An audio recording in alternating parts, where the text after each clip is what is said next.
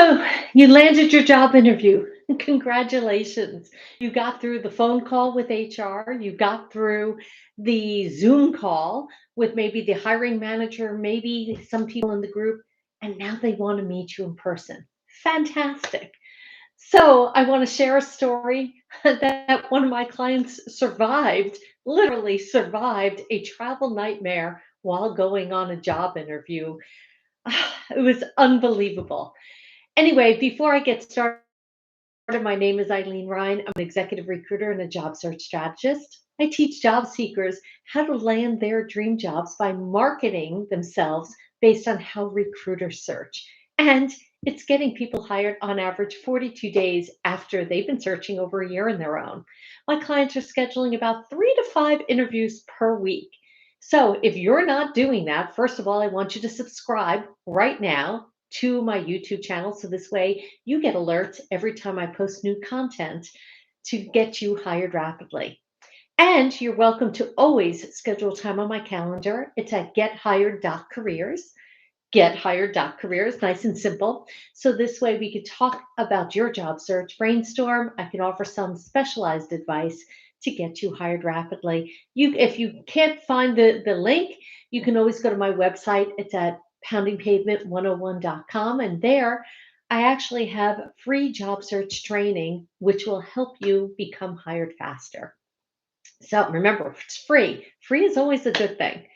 So let's get back to this nightmare story that a job seeker went through. So they went through the interview process. Okay, they are flying out to meet the company, and it was a connecting flight. So it was a 6 a.m. flight. Instead of taking a car service, they decided to drive to the airport. This way, there's no problems. They just jump in their car and they're there. Fantastic. They get on the plane.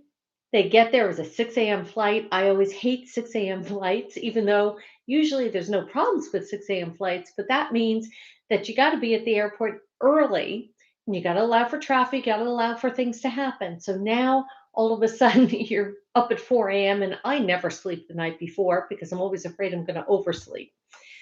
So you get to the airport, and I always recommend, always fly in the day before the interview because you never know what's going to happen. So this person was smart. They were flying in the day before, and it was East Coast to West Coast.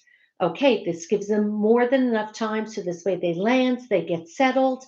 Okay, and I recommend not flying because everyone says the night before. No, fly the morning before because you never know what's going to happen. So, person gets to the interview, the next day, everything is fine. Now, what should you pack? Let's talk about this. This person was smart enough, asked the recruiter, what is the company dress attire? Fantastic. This way, you're not in a suit and tie. Not a lot of companies are wearing suit and ties. Again, it depends on the industry. So, just a button down shirt, casual, that's fine. I wouldn't recommend jeans. You know, let's dress up a little bit. Again, you're trying to put your best foot forward. So they go to the interview, great interview, spend the entire day there. They go back to the hotel, and the flight is the next morning. Okay, so the flight is at 11. This person wanted to get there as soon as possible because woke up because still on East Coast time. So things are a little bit haywire. And they get to the airport around 8 a.m. Before I continue the story, I want to remind you to subscribe to get alerts every time I post new content to help you in your job search and to share these stories about all these job seekers because this one is a good one. So I'm not even going to mention the airline. We don't want any problems. But this person gets to the airport at 8 a.m., drops off the rental car, goes to the gate, and they're waiting, and they're waiting, and the gate changes. Okay, no problem. They're waiting. The plane was delayed.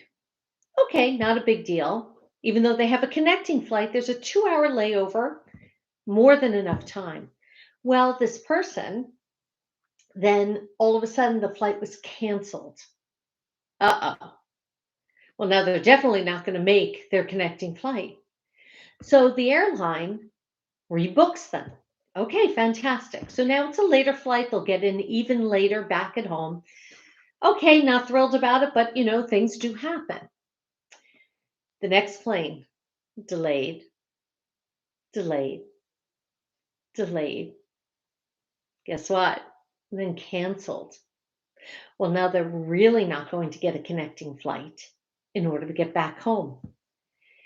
Now, if the person had taken a car service to the airport, they could have gone into multiple airports in the area, but because they didn't and they had to go back and get their car, they were kind of stuck into that location. So, for all the Uber drivers and Lyft drivers out there and car service limousines, everyone, I just did an advertisement to use your services. So, let's continue. Remember to subscribe so this way you get alerts every time I post new content. This one's a good one. So now all of a sudden, two flights have been canceled. This person just wants to get home. It's been a long 2 days flying East Coast to West Coast, and then the stress and of the interview and just having to be on. Well, guess what? The next flight that they can get the person out on was 12:45 a.m. AM, yes. So the person had to wait in the airport 18 hours. Not always a fun thing. Now, you would think the airlines would have been kind enough. They gave them a voucher of $15. $15 for meals. That's it. $15. You would think that they would have gone, especially after canceling two flights, they would have given them a little bit more. And the person asked, "Hey, listen, I see that you have an airline club in the airport. Can I get a pass since I'm going to be sitting here till 12:45 a.m. and I've been here since 8 a.m.?" And would you believe they said no? That's only for their premium members. Never flying that airline again. I know that airline. I wouldn't recommend it. And if you want to find out what airline, put a comment for this video and I'll send you the name of that airline because you're never going to want to fly that airline again. So 12:45 a.m.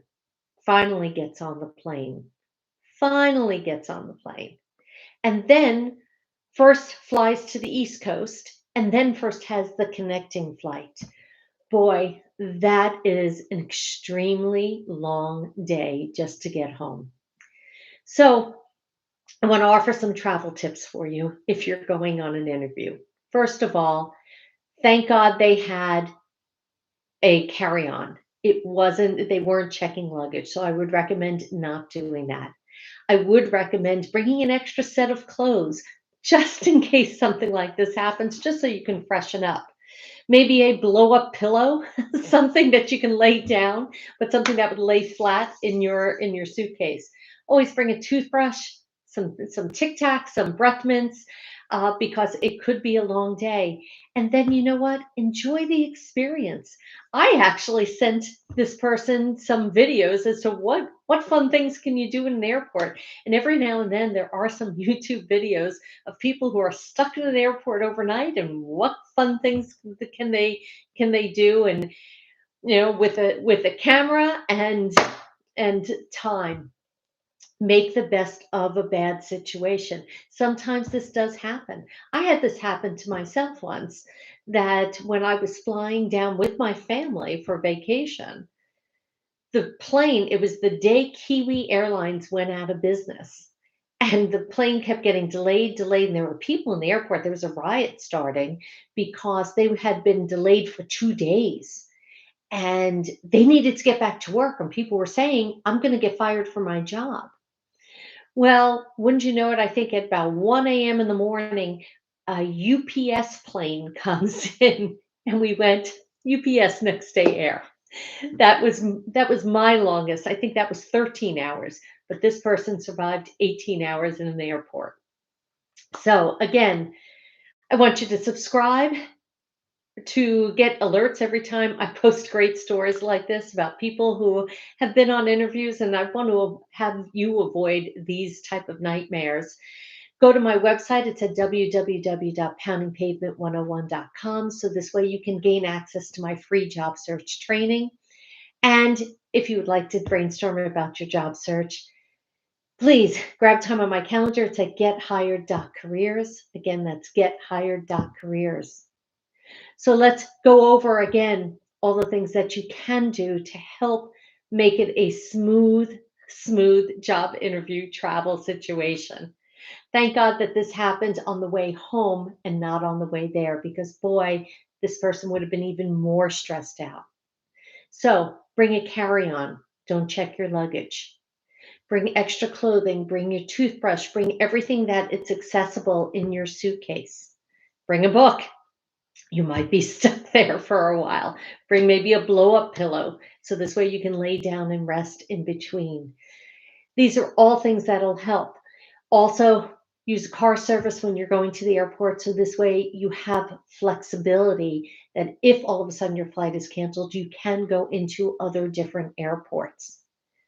These are all things that'll help you in your travel in general, but especially when you're going for a job interview.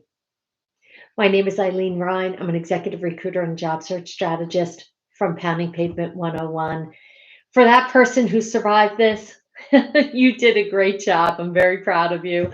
It was a nightmare, but you know what? It's a great story to tell for years to come. And for those of you who have job interviews coming up, take this advice, take some additional advice I have about job interviews on my YouTube channel and my website, and good luck in your job search.